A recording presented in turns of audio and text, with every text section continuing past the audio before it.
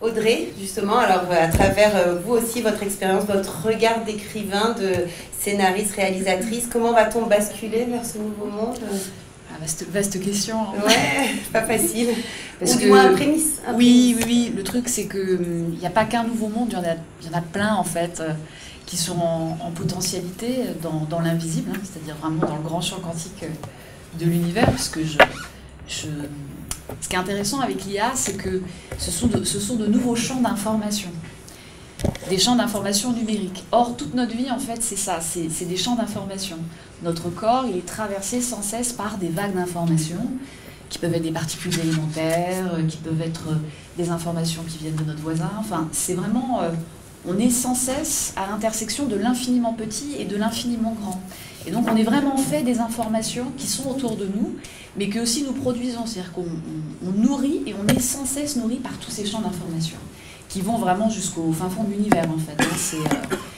Et c'est ce dont on est en train de prendre conscience en ce moment avec la remise en question de ce qu'est la conscience. J'en parle parce que il me semble que c'est important par rapport à l'intelligence artificielle, puisque jusqu'ici, la plupart d'entre nous avions une vision matérialiste de la conscience. Nous pensions que notre conscience était à l'intérieur de notre cerveau, et que toutes nos pensées sont simplement le fruit de nos neurones. Or, ce n'est pas le cas.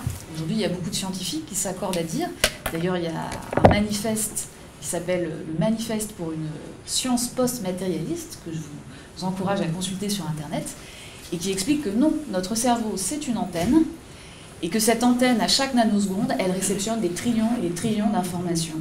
Et que c'est avec ces informations que je crée ma réalité. Donc ma réalité, par exemple, aujourd'hui, c'est d'être ici, c'est de vous voir, c'est tout ça. C'est ce qu'on appelle la 4D.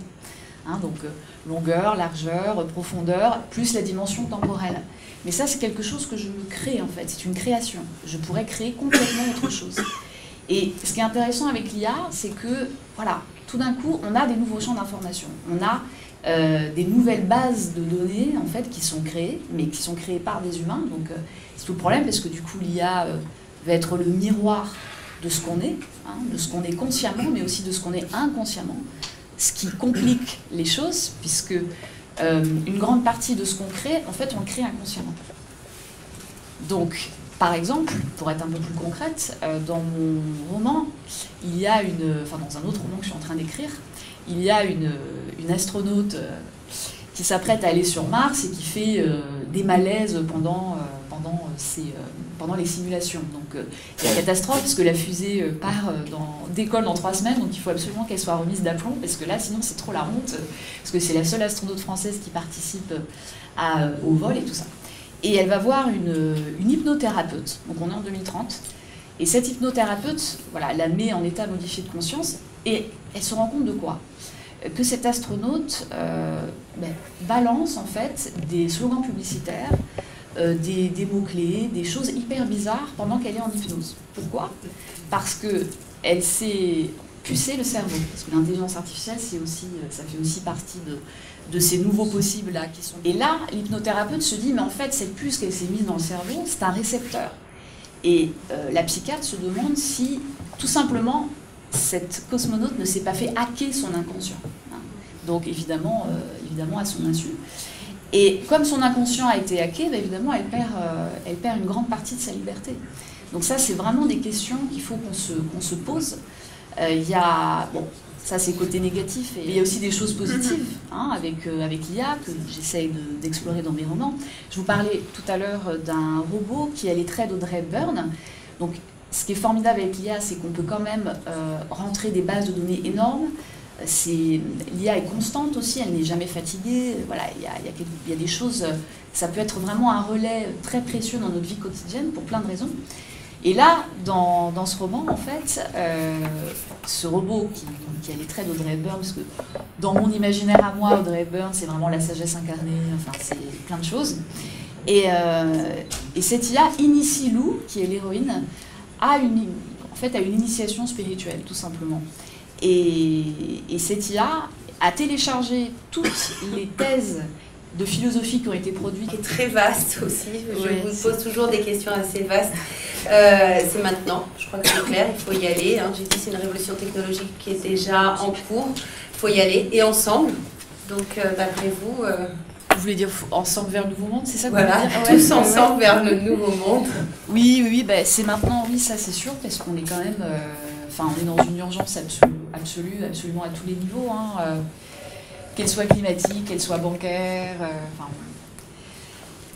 voilà, il y a la dette privée des États qui est en train d'exploser, on est vraiment à l'aube d'un krach bancaire, le permafrost qui est en train de fondre, on risque d'avoir non pas 2, mais plutôt 4, 5, 6 degrés de réchauffement climatique. On a des prévisions, donc ça c'est l'AFD, en termes de réfugiés climatiques justement, qui sont de l'ordre de centaines de millions d'ici pas très longtemps. Voilà, donc la situation elle est juste... voilà, il faut bouger.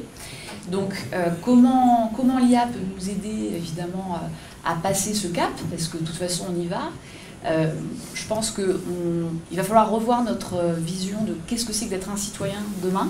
Parce qu'on va être obligé de sortir un peu de notre cocon, notre individualisme, et de travailler en synergie avec tout le monde, c'est-à-dire le voisin, la ville d'à côté, parce que peut-être que dans 30 ans, la ville d'à côté, elle aura de l'eau et que moi, je n'aurai pas d'eau.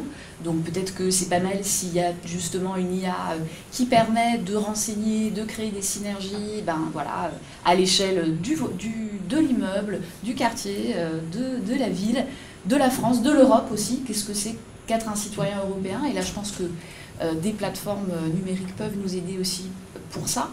De même que pour l'élaboration des lois, déjà pour se retrouver, il faut tout changer. Donc peut-être que des intelligences artificielles pourraient nous aider à nous y retrouver, par exemple, dans le labyrinthe des lois, mais aussi nous aider à mutualiser les idées qu'on a, pour ensuite les faire remonter plus haut.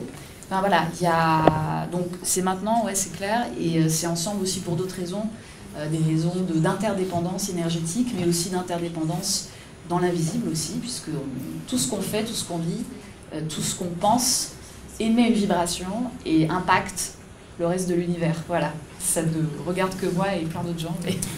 Non, c'est super intéressant. Non, mais une chose est sûre, c'est que je pense qu'il faut tous qu'on s'y intéresse rapidement. Comme je disais, nous avons des enfants.